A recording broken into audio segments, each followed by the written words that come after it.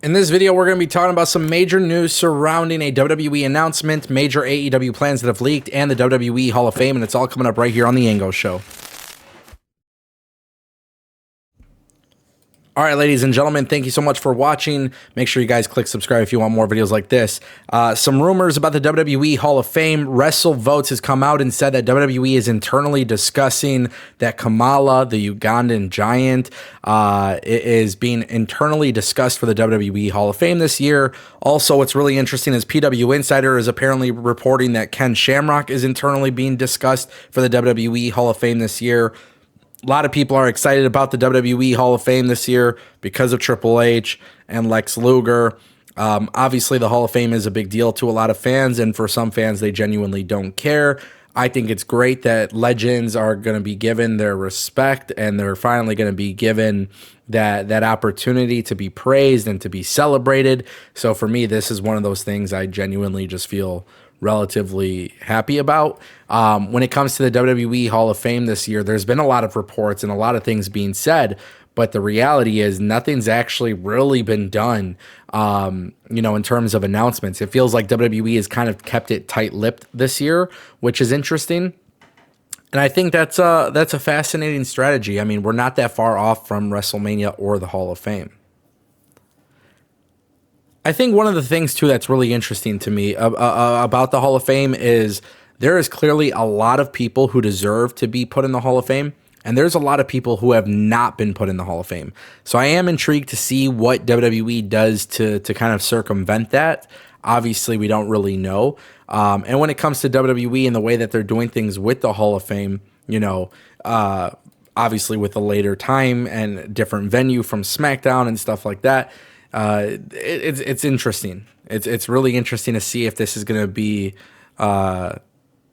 if it's going to be successful or not. Also, with the Hall of Fame, Lex Luger is expressing publicly that he does want two people to induct him. So that could be another change to the Hall of Fame this year. Obviously, if you factor in Lex Luger getting inducted by Sting and DDP, that would be very unique, very special. And then obviously, if you look at Kamala or pretty much anybody else being inducted, like you have to wonder who's going to be doing the inductions themselves. Obviously, that's a big factor. And if Ken Shamrock is being inducted, I would love for WWE to get some footage from TNA. I think that's a big deal. That would be very nice. And of course, for WWE, having that relationship with TNA, that is very well possible. So you never really know how it's going to go. I don't want to spend too much more time talking about the Hall of Fame, but there is some excitement about it. So we'll see, obviously, what happens. And that brings us to our next topic in today's video. Ladies and gentlemen, WWE Money in the Bank. We finally got some news about this, and WWE is not going international with the event. In fact, WWE is returning to Los Angeles, California for Money in the Bank, at least according to WrestleVotes. Now, if you guys don't know, WrestleVotes has been relatively accurate with most reports, and they've announced that WWE plans to announce that they will bring Money in the Bank to the Intuit Dome, which was the same exact venue that we saw the Netflix premiere on. They said, we can confirm the initial report of our good friend and former guest of WrestleVotes Radio, Andrew Baydala, that the location of this year's Money in the Bank PLE has been decided and agreed to, with a show calling the Intuit Dome in Los Angeles, California, home in 2025. This will mark the first PLE to take place inside the brand new Intuit Dome. And of course, the host of the debut show of Raw on Netflix. This will be the 16th Money in the Bank pay-per-view of all time and the first taking place in the state of California. Obviously, this is great news. I mean, listen, I'm going to be real honest with you guys. I thought Raw on Netflix and the Intuit Dome was very special. And as somebody who watches sports, and I've seen the Clippers games and stuff like that, the Intuit Dome is just a very, very nice arena. I wish many, many more NBA teams kind of followed suit, to be honest. That's how impressed I am by that arena. You bring Money in the Bank there, you have a lot of potential, right? You do a very, very, very small set. You do the drone shots with the Money in the Bank ladder matches. I can't see how somebody would actually be opposed to this. Quite frankly, I think this is a great move by the WWE. However, we got to discuss one important thing here, because we've talked a little bit about this in previous videos and live streams. But I think this really goes to show you that WWE, for as much as they're expanding with this expansion globally, right? They are really, it sounds like more of these PLEs are going to be taking place in America in 2025, but we're going to get international Raw and SmackDown episodes.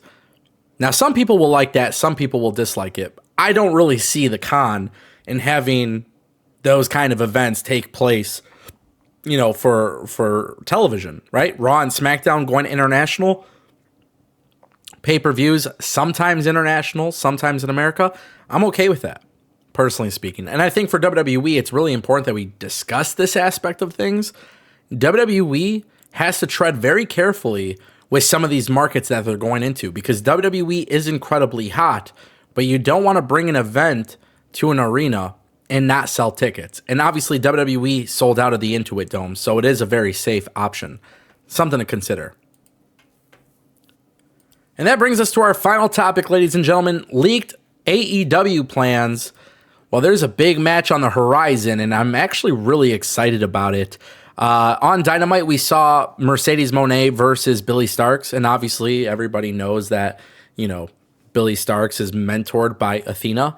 So now Fightful has actually come out with a report, and they have confirmed with sources within AEW that a match between Athena and Mercedes Moné is the intended plan, with some sources suggesting it could actually happen as soon as AEW Dynasty.